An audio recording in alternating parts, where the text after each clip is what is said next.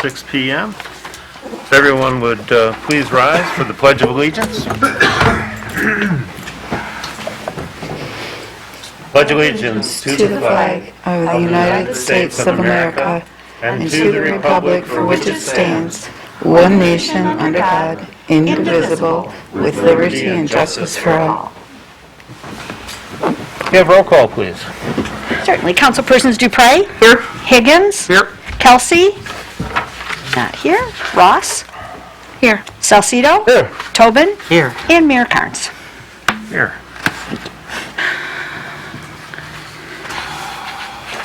So, as mentioned, the purpose of this meeting, or public hearing, rather, is to speak on the Downtown Development Authority Strategic Plan Amendment. And we have the DDA Director, Carmelized, with us. Leash. So, Carl, the floor is yours. Okay, thank you. Is anyone in attendance this evening for this subject matter? I have a resolution that I can give you. I'll point out that this is a resolution that was passed by the Lincoln Park Downtown Development Authority. The council members have this. The council also called for this meeting. Passed a resolution at one of your recent meetings to have this public hearing. I just want to go through some formalities and then I'll address the resolution. This is an amendment to the Downtown Development Plan and the Tax Increment Finance Plan. There are very stringent requirements that must be followed as outlined in the state law. One of the items is that we have to give very significant outreach of notice of this public hearing. This was placed, this ad was published in the News Herald twice on 2 successive Wednesdays, January 26th and February 2nd, with the help of our city clerk, Carrie Kerr. The notice identified this meeting tonight in these halls as a public hearing for this subject matter. The legal ad summarized what the amendments are, and I'll get to those in more detail in a minute. It also identified where people could access information regarding this subject matter. That, of course, is all on the city's Downtown Development Authority website. So there was a link there to get to the correct page. We also had to do 2 other forms of public notice, and that's in addition to what the clerk does when she adds or has a public hearing. We had to mail out to every property owner of record, of which there were somewhere between 150 to 200, notice of this meeting. So those went out. We did get a few returned envelopes for whatever reason. I don't know, non-deliverable, no longer here, whatever. But we mailed out according to state law.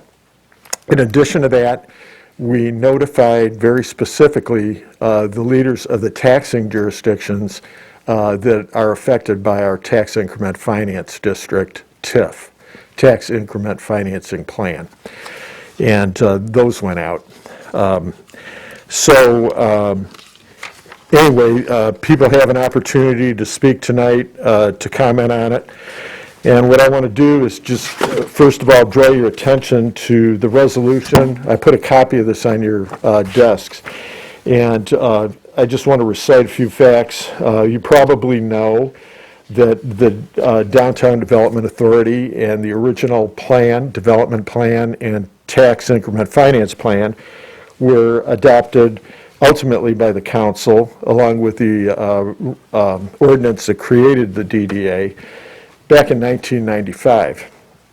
There was a second effort to amend and restate the development plan and the tax increment financing plan, and that was passed in April of 2004. Those dates are recited on the resolution.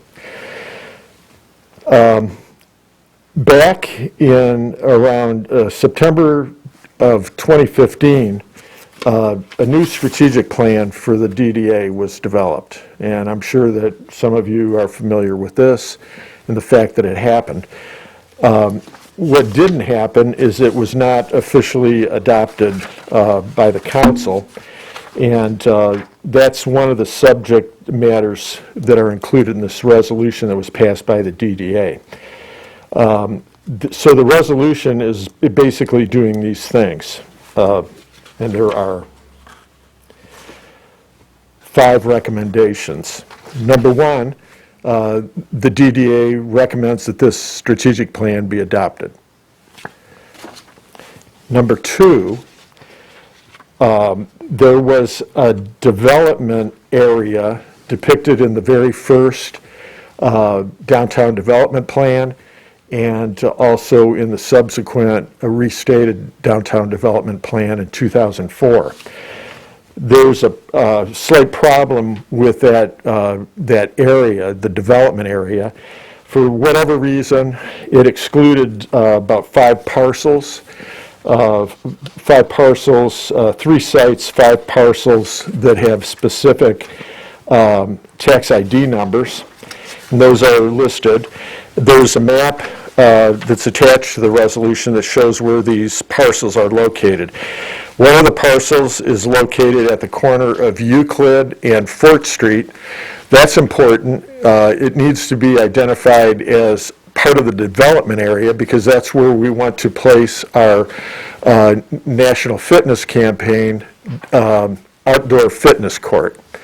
We have a backup site, but this was the primary site that the NFC thought would be wonderful for the fitness court. A second property, second parcel, is located down between Garfield and Lincoln on Fort Street, south in the south stretch. Those are 2 parcels, 2 tax IDs that are located in that length of vacant frontage block. There's like 5 buildings that are vacant, and we're discussing the possibility of having that developed as an incubator for development of businesses and the like. We have a significant Hispanic population in town, and we've decided that it would be a good thing to make specific outreach to the Hispanic entrepreneurial community when we put this incubator together. So we dub it internally the Hispanic Business Incubator. The third item that's added is a list of A through G of different projects that we need to identify. We have rough cost estimates on those. Some of the cost estimates will pop your eyes out.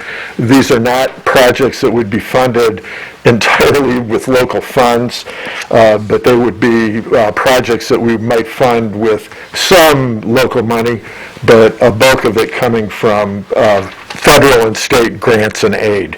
For instance, you don't make improvements, pedestrian improvements or otherwise, with Southfield Road or Fort Street, or even start changing the speed limits and stuff like that without getting some federal aid funds involved in those projects. Anyway, there's the list of projects there. We mentioned the incubator block, the outdoor fitness court. We also mentioned vacant properties that need to be purchased or redeveloped. We're talking about activating spaces in the downtown, also housing development, and so on and so forth. You have a public hearing a little bit later this evening for the Community Development Block Grant Program, and that's one of those projects that we've submitted as a DDA to ask for funding to help with some downtown rental rehab of second and third floor spaces in the downtown. Just to give you another example of where some of the money could come from. Okay, currently the tax increment financing plan is due to expire in 2031. We have lots to do in the downtown, and our recommendation is to continue it and extend it to December 31st, 2041, another 10 years. Last but not least, we recognize that when the DDA adopted this, it was going to need to come to the council, so recommendation 5 is actually a statement of fact that we scheduled this public hearing and are awaiting public input.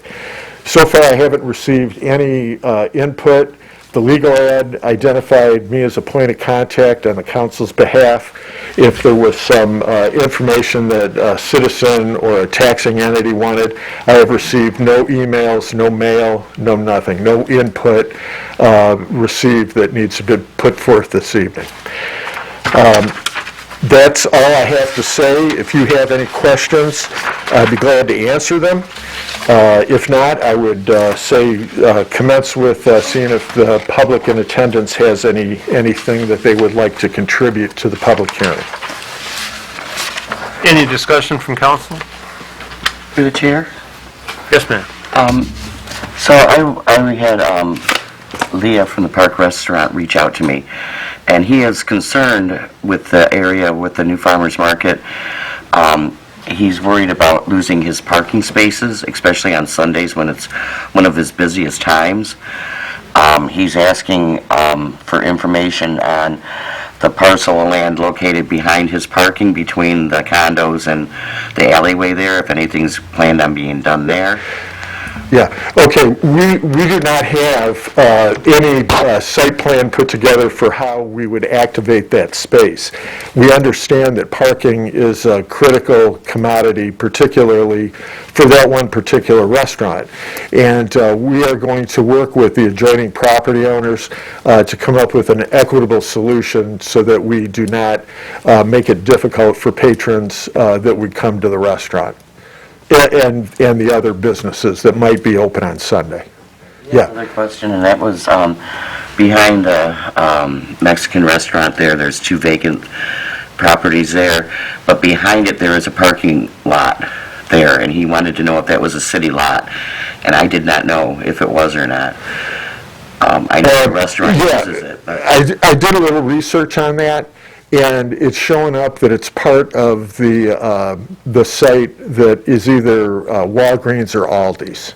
So it's not a city. No, it isn't, but that could be a solution to some of the parking issues that we're talking about, because that's very close, less than, well, no more than a block away at the rear of the properties in question.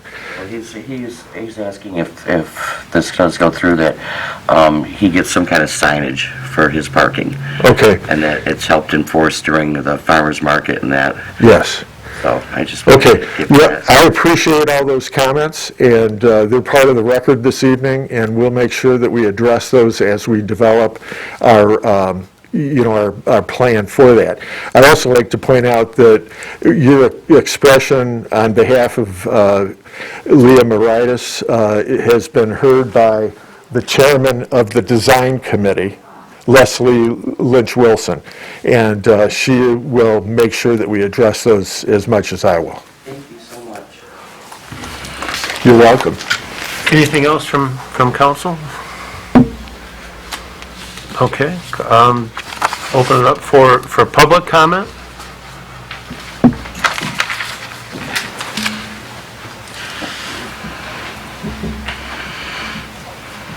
Hi, Leslie Lynch Wilson, a resident and a DDA board member, and like Carl said, chair of the Design and Physical Improvement Committee. I just want to urge that you can approve this tonight, because the DDA is really anxious to get going forward on some of these projects, and we have an excellent strategic plan. It's sort of like our Bible. So I just ask if you can approve it tonight, and we'll get busy. Thank you.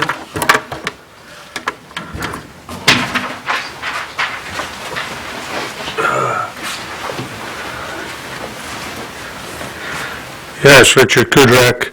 I really have no comment on this. This is DDA business. But I get nervous every time I hear somebody say, well, we published a notice in the News Herald. I know that's a legal requirement. Yes, I know that. But nobody reads the News Herald. I would certainly hope that there's an alternative way of getting the word out to the residents other than a notice, 2 notices in the News Herald that nobody's going to read. Thank you. Your Honor? I'd like to address that. There was also notices all over the DDA area, because I put them up, so I know they were put up. 20. One. Yeah. Thank you. Any other public comment? Seeing none, then the public hearing will be adjourned at, what are we talking here, 6:16. 2:22.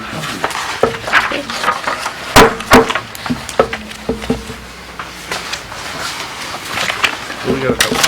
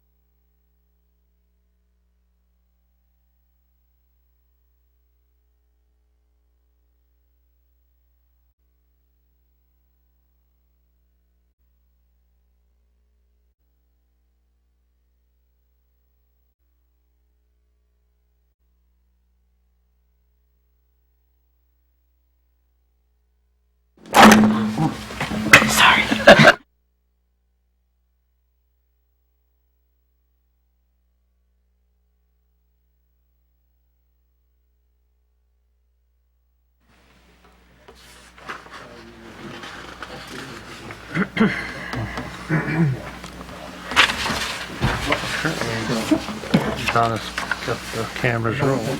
We'll get that problem with the other bridge. But, yeah, something's gonna have to be done about it. There's no water in the pockets. Oh, Goddard. Oh my Isn't that God. horrible? It is bad. You Goddard, the other side of this, there's a whole, I don't know, you have to go avoid it or you will lose your car. It's that bad. Okay. Appears that the camera's still on. We will call the public hearing to order. Reference the Community Development Block Grant Budget Hearing.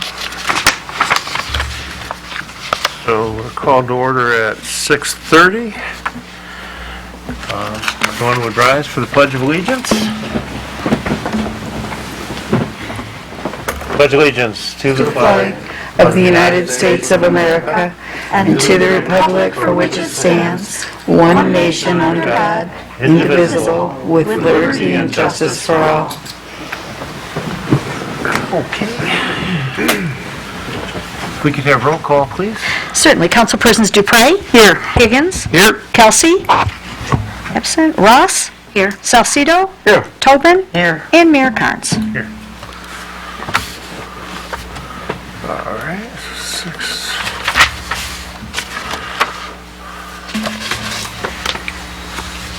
Okay, so this is set aside for the Community Development Block Grant Budget Hearing. And then the public is invited to attend and give testimony as to how the upcoming fiscal year CDBG budget should be allocated. And our first step in this is to introduce our city manager, Mr. James Grzant. So, James? Yes, thank you, Mayor. Please bear with me. This is our first one without Doreen, but thankfully she has provided me a script for this. So the purpose tonight is to take public comment and the proposals as to how the upcoming CDBG budget should be allocated. The City of Lincoln Park anticipates an allocation of $815,433 in community development block grant funding from the U.S. Department of Housing and Urban Development for use during the 2022-23 program year. This begins July 1, 2022. Out of this allocation, $652,346 is available to be allocated among various eligible projects The cap for public service projects is $122,315. The city anticipates that as a result of its revolving loan fund, it will also have an additional sum of funding known as program income, which is available for allocation in the homeowner rehabilitation loan program and also the housing stock improvement program. The 5-year consolidated plan developed in 2021 will govern the allocation of these funds. Federal regulations require that all activities funded in whole or in part with CDBG funds meet one of the following objectives. Either they must directly benefit residents with a low to moderate income and/or enhance their quality of living. 2, prevent or eliminate a blight or slum producing type of influence, or 3, address a community need of particular urgency for which no other funds are available. A minimum of 70% of these funds must address objective number 1. CDBG-assisted activities must also comply with regulations set forth through the U.S. Department of Housing and Urban Development, HUD. Historically, the city has funded 4 basic categories of activities: public services, home improvement program, infrastructure improvements, and administration. Public services include, but are not limited to, childcare, healthcare, job training, recreation programs, education programs, public safety services, fair housing activities, services for senior citizens, services for homeless persons, drug abuse counseling and treatment, energy conservation counseling and testing. Public service activities are limited to 15% of the total programming funding. The home improvement program provides code-related improvements to existing homeowners. The program includes low interest rate loans and deferred loans for income qualifying households. This program in large part addresses the community's affordable housing needs.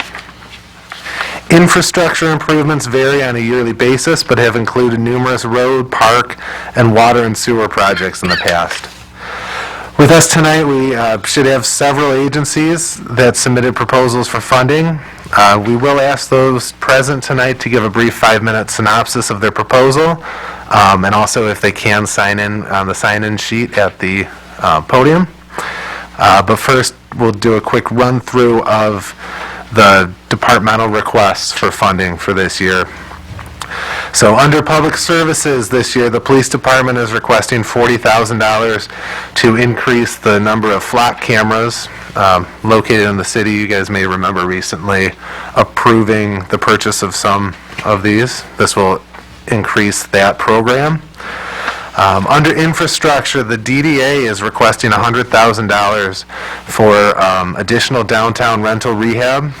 This will take downtown apartments and provide rehab for those. The DPS is asking for $90,000 for their sewer lateral rehab program.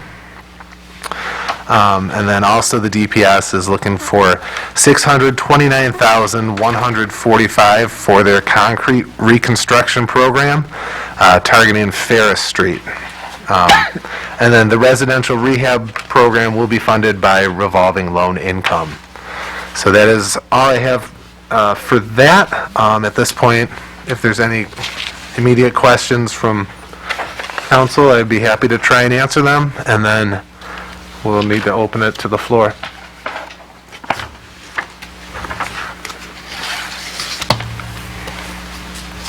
I'm good. I'm not hearing any. So we will open it up to, not hearing any, so we will open it up to the floor then.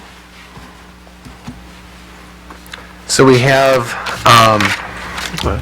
oh, there you go.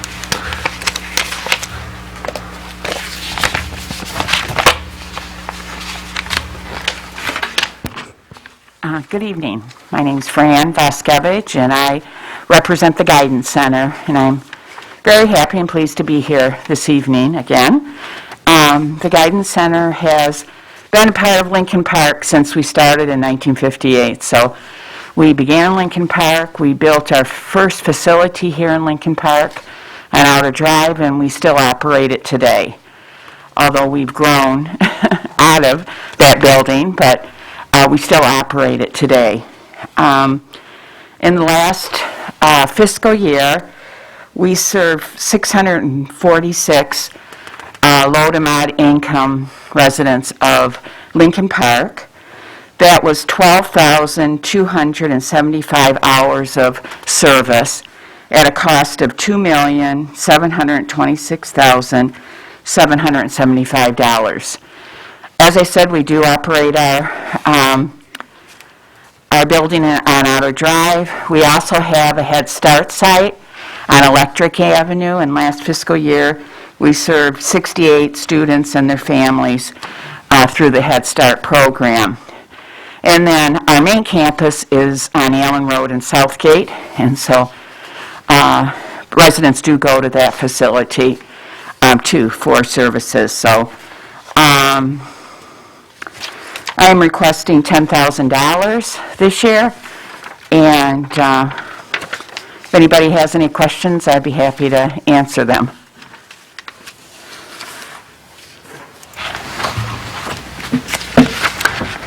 No?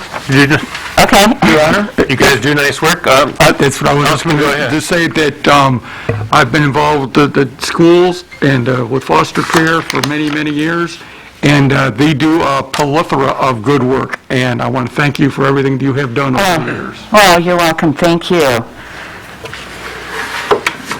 Well, Through the chair. Lincoln Park's always had a special place in our hearts, so we thank you. Go ahead, Councilwoman. Oh, I'm sorry. That's all right. Fran, I noticed that last year, though, the Guidance Center asked for 5,000. Yes. And this year it's 10. Yes. Is the need greater this year? It really has been. As I said, that those services cost over $2 million. So even though the pandemic, we really turned around really quickly to do telehealth, and at home we still do part in person and still do part telehealth. So, yeah, the need with the pandemic, the need has been greater. So that's why I was asking for a little more this year. Well, thank you. Thank you.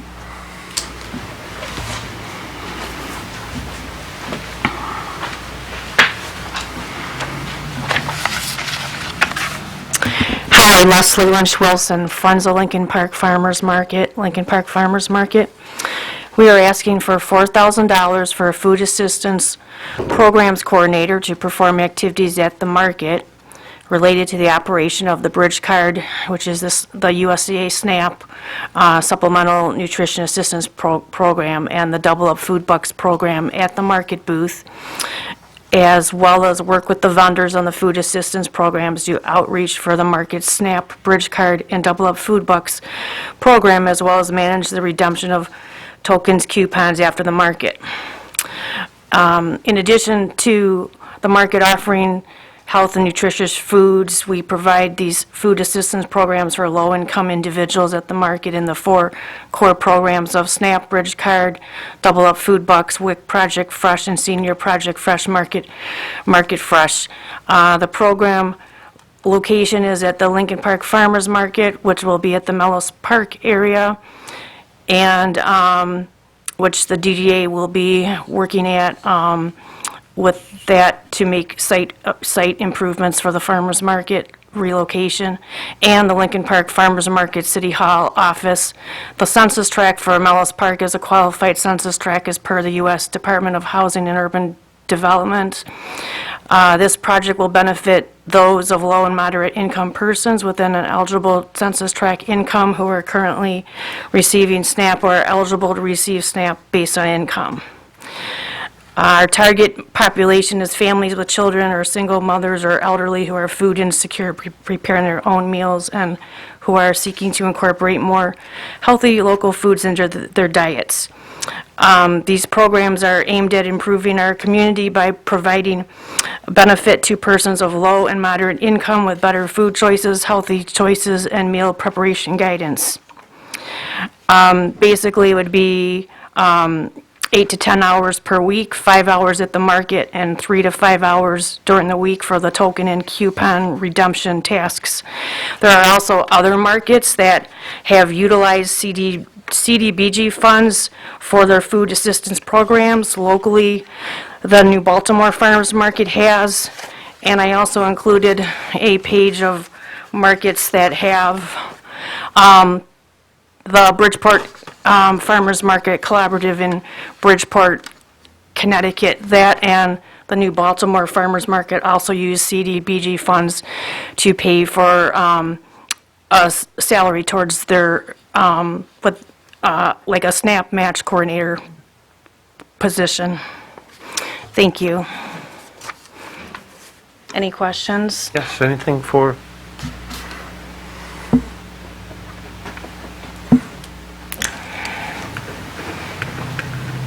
Thank you, Leslie.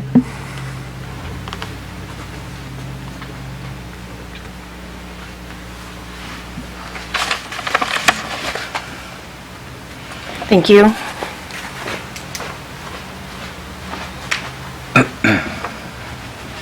Anyone else?